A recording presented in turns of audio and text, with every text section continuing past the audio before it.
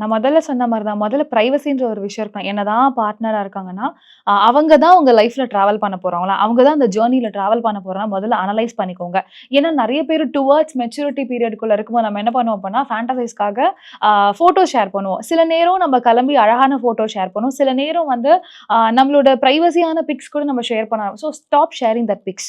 அந்த மாரி ஒரு இமேஜ ஷேர் பண்ணணுன்ற அவசியம் இல்ல. ஏன்னா, நீங்க இப்ப ஷேர் பண்ணிருவீங்க. நாளைக்கு உங்களுக்கு ஏதாவது ஒரு சண்டை வரும். அந்த விஷயத்த வச்சு நம்மள த்ரெட் பண்றதுக்கான சான்சஸ் கூட இருக்கு. இதனால இந்த இமேஜ் வச்சு மார்ஃபிங் பண்ணவங்களோட கேஸஸ்மே நம்ம நெறைய நியூஸஸ்ல பார்த்துட்டே தான் இருக்கோம்.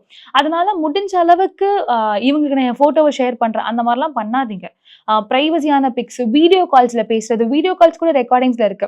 ஸோ இந்த மாரி விஷயங்கள் நீங்க பண்ணாம இருக்கும்போது, நீங்க சேஃப் அண்ட் செக்யூர்டா பார்த்துக்கலாம். ஏன்னா நம்ம ஒரு விஷயத்த நம்ம செஞ்சுட்டு, நம்மளே அந்த லூப்க்குள்ள மாட்டிட்டு, நாளைக்கு அந்த விஷயத்துக்காக நம்ம சஃபர் ஆகுறத விட, முன்னாடி ஒரு அவேர்னஸ் இருக்கிறது ரொம்பவே நல்லது. லவ் பண்ணலாம், ரிலேஷன்ஷிப்ல இருக்கலாம், ரொம்ப நம்பலாம் அவங்க கூட. உங்க ஜர்னி ஸ்டார்ட் ஆகட்டும். பிகாஸ் லவ்ன்ற ஒரு பீரியட் வந்து அண்டர்ஸ்டாண்டிங் ஒரு பீரியட். அந்த பார்ட்னர் கூட நம்ம புரிஞ்சுகிட்டு அவங்க டிராவல் பண்ற ஒரு ஹூ நோஸ் மைட் பி அது சடனா பிரேக்கப்ல கூட முடியலாம். சேராம கூட போலாம். அப்ப எடுத்த அந்த ஃபோட்டோஸ் நீங்க அவங்களுக்கு ஷேர் பண்ண அந்த பிக்ஸோட நெறைய பேரோட லைஃப் ஸ்பாயில் ஆனது. நெறைய டிவோர்ஸ் கேஸ்க்கு போனதுக்கான காரணம். நெறைய பேர் வந்து இப்ப வரைக்கும் ஸ்ட்ரகிள் பண்ற நெறைய கேஸஸ நாங்க பார்த்துட்டே தான் இருக்கோம். ஸோ முடிஞ்ச அளவுக்கு இந்த மாரி ஷேர் பண்றத கொஞ்சம் அவாய்ட் பண்ணிக்கிறது ரொம்ப நல்லது.